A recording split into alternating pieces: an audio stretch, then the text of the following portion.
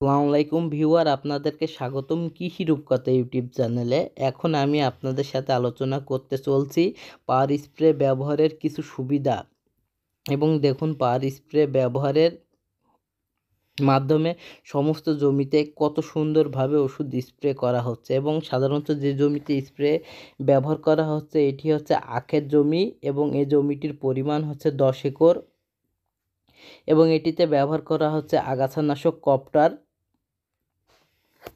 এবং দেখুন কত সুন্দরভাবে সমস্ত জমিতে আগাছানাশক ছিটিয়ে দেওয়া হচ্ছে। এটিতে 40 প্রেসারে চালানো হচ্ছে, এবং যে মেশিনটি ব্যবহার করা হচ্ছে এটি হচ্ছে মন্টু মেশিন। এবং এই মেশিনটিতে আপনার সাধারণত 1 লিটার তেলে 2.5 ঘন্টা চালাতে পারবেন। 1 ঘন্টায় 1 একর জমি স্প্রে করতে পারবেন, যা সাধারণত আপনারা ম্যানুয়াল স্প্রেতে কখনোই এইভাবে এটা স্প্রে করতে পারবেন না। এবং ম্যানুয়াল স্প্রে ব্যবহার করতে 1 একর জমিতে একজন শ্রমিক সারাদিন ব্যবহার করার পরেও 1 একর সমস্ত জমি সুন্দরভাবে স্প্রে করতে পারে না। সেখানে ঠিক পাওয়ার স্প্রে ব্যবহারের মাধ্যমে 1 একর জমি আপনারা 1 ঘন্টায় 2 জন শ্রমিক দিয়ে স্প্রে করতে পারবেন। অর্থাৎ আপনারা ভাবেন 2 জন শ্রমিক দিয়ে সারাদিন দিলে কত একর দিতে পারবেন। এবং দেখুন, আপনারা যে পরিমাণ পানি বেরাচ্ছে এতে আপনারা ধারণা করতে পারেন 1 একর জমি স্প্রে করতে কতটুকু সময় লাগবে। সাধারণত এটি ম্যানেজমেন্ট করতে যতটা দেরি হবে তার থেকে দ্রুততম স্প্রে করা হবে যদি কেউ এটাতে হেল্প করে, অর্থাৎ 2 জন শ্রমিকের মাধ্যমে। দেখুন কত সুন্দরভাবে স্প্রে করা হচ্ছে। এক জায়গায় দাঁড়িয়ে আপনারা অনেক জায়গা কাভার করতে পারবেন এই মেশিনটি ব্যবহারের মাধ্যমে। তা দেখুন, একসাথে আপনারা 1 কাঠা জমির ঊর্ধ্বে কাভার করতে পারছে এই চাষাটি ব্যবহারের মাধ্যমে। দেখুন এক জায়গায় দাঁড়িয়ে থেকে কত দূরত্ব ওষুধ দিতে পারছে। কিন্তু এটার একটি সুফল হচ্ছে এক জায়গায় থেকে অনেক দূরে ওষুধ দেওয়া সক্ষমতা রয়েছে, এবং যে ওষুধ পড়বে না এটার কোনো অনিশ্চিত নেই। এক জায়গা থেকে অনেক দূরে ওষুধ পড়বে, কারণ এটির বাতাসের প্রেসার এত দূরত্ব বেশি বেরোচ্ছে যে এক জায়গা থেকে অন্য জায়গায় ওষুধ বেরোতে বেশ অন্য কোনো সমস্যা হয় না। দেখুন পানির ফোর্স কী পরিমাণ, অনেক দ্রুত চাষাটি ওষুধ প্রয়োগ করছে। এবং সাধারণত আমরা কেরু জমিতে আগাছানাশক প্রয়োগ করে থাকি সেচ দেওয়ার পরে, এবং জমিটিতে প্রচুর পরিমাণ কাদা, যা চাষাটি নড়াচড়া করতে একটু কষ্ট হচ্ছে। দেখুন পায়ে কাদা জড়িয়ে যাচ্ছে, এবং সমস্ত জমিতে সুন্দরভাবে ওষুধ স্প্রে করা হচ্ছে। এবং চাষাটি এইভাবে সকাল 8টা থেকে 1টা পর্যন্ত ওষুধ স্প্রে করবে, এবং এতে পাওয়ার স্প্রে ব্যবহারের মাধ্যমে অনেক লাভবান হবে কেরু অ্যান্ড কং বিডি। স্প্রেতে প্রচুর পরিমাণ পানি বেরোচ্ছে, এবং এতে যে পানি অপচয় হবে তাও না, কারণ পানি অপচয়ের পরিমাণ খুব কম, কারণ এতে বাতাসের প্রেসার বেশি। এতে করে পানির থেকে বাতাস বেশি বেরোচ্ছে, এবং দ্রুততম বাতাসের মাধ্যমে উড়িয়ে এক জায়গায় থেকে অন্য জায়গায় নিয়ে যাচ্ছে। তবে এটি ব্যবহারের জন্য অবশ্যই আপনাদের 1 বিঘা প্লাস জমি হতে হবে। অল্প জমিতে ব্যবহারে আপনাদের অতটা সুবিধা বা বেশি লাভবান পাবেন না। এবং দেখুন, একজন স্প্রে করছে আর একজন নল লাগিয়ে দিচ্ছে অনেক দূরের থেকে। একজন নল কাঁধে করে টেনে সমস্ত জমিতে স্প্রে করছে, এবং আখের চারা এবং ঘাস দুটাতে স্প্রে করছে। এবং এটি ব্যবহারের মাধ্যমে আখের চারার কোনো ক্ষতি হবে না, সমস্ত আগাছা নষ্ট হয়ে যাবে। এবং মাটিতে দেখুন সেচ দেওয়ার পরে কি পরিমাণ আর্দ্রতা, মাটি ভেজা ভেজা, সেটি আপনাদেরকে আমি হাত দিয়ে টেনে ধরে দেখাচ্ছি। এবং যে কি পরিমাণ ঘাস বেড়াইছে, অর্থাৎ গাছড়া, এই গাছড়াটির নাম পার্থেনিয়াম, এবং এইটি অনেক বিষাক্ত গাছড়া। এই গাছড়াতে সমস্ত জমি ভরে যায়, এবং এই জমিতে যদি আগাছানাশক চারা বেলায় না দেওয়া যায় তবে ঘাস দমন করতে সক্ষম হবে না। এবং স্প্রের কিছু সুফল রয়েছে, যা আমি আপনাদের ভিডিওর মাধ্যমে বলে দেখাবো।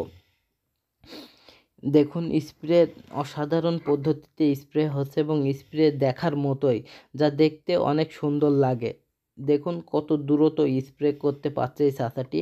একসাথে এক জায়গায় দাঁড়িয়ে আপনার 4 জনের কাজের বেশি ঊর্ধ্বে করতে পারছে। অর্থাৎ ম্যানুয়াল যেটা হাত দিয়ে ব্যবহার করতে পারতো মানুষ, সেটাই দেখুন এত দ্রুততম কখনো স্প্রে করতে পারতো না।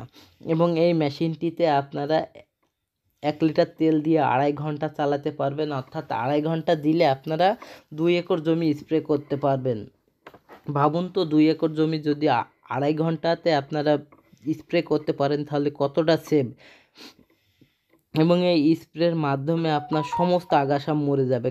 এর কারণটা হচ্ছে যে এই জমিতে স্প্রে দেওয়ার যে কারণটিতে সমস্ত আগাছা মরবে সেটার ব্যাখ্যা আমি আপনাদের করছি। প্রচুর জোরে স্প্রে বেড়াচ্ছে, ওটা এই বাতাসের প্রেসারের মাধ্যমে, অর্থাৎ আগাছার গায়ে এবং উল্টে পাল্টে সমস্ত জায়গায় লেগে যাচ্ছে এবং এতে লেগে যাওয়ার কার্যকারিতা বেশি হবে আমি মনে করি। এবং সমস্ত জমিতে এই স্প্রেটি করার পরে সমস্ত ঘাস মরে যাবে ইনশাল্লাহ।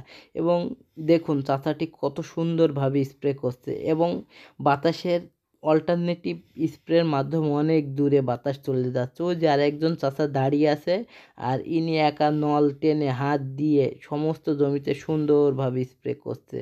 রোডে মেশিন চলছে, অর্থাৎ এই 100 ফিট দূরে মেশিন ইঞ্জিন চলছে এবং ইঞ্জিনের মাধ্যমে সমস্ত জমি সুন্দরভাবে স্প্রে করা চলছে এবং এই স্প্রের মাধ্যমে সমস্ত জমি সুন্দরভাবে আগাছানাশক মরে যাবে, এটি আশাবাদী।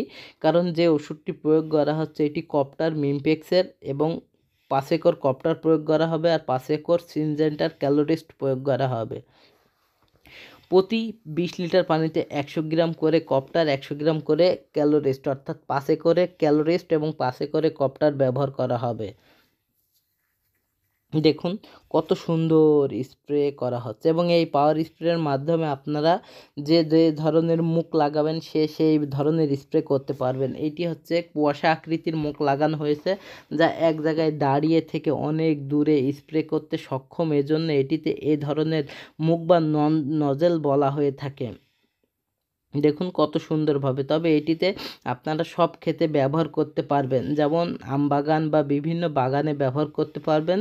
তবে ননজেল বা আপনাদের মুখ চেঞ্জ করতে হবে এবং এটি ব্যবহারের মাধ্যমে আপনাদের শ্রম এবং সময় দুটাই কম লাগবে এবং এটি ব্যবহারের মাধ্যমে আপনারা অর্থনৈতিকভাবে স্বাবলম্বী হবেন। কারণ এটি একবার কিনলে 10 বছরে আপনাদের কোনো সমস্যা হবে না আশা করি। এবং এটি দেখুন স্প্রের মাধ্যমে কত দ্রুত, স্প্রের মাধ্যমে অনেক জমি একসাথে স্প্রে করতে পারছে এবং খুব দ্রুততম এগিয়ে যাচ্ছে। স্প্রে চলছে চাচাটির এবং খুব সুন্দরভাবে স্প্রে করছে, হাত নেড়ে নেড়ে সমস্ত জায়গায় সুন্দরভাবে স্প্রে করছে এবং বাতাসের প্রেসারে এক জায়গায় থেকে আর এক জায়গায় পানি সমস্ত এরিয়ায় সুন্দরভাবে ছিটিয়ে যাচ্ছে।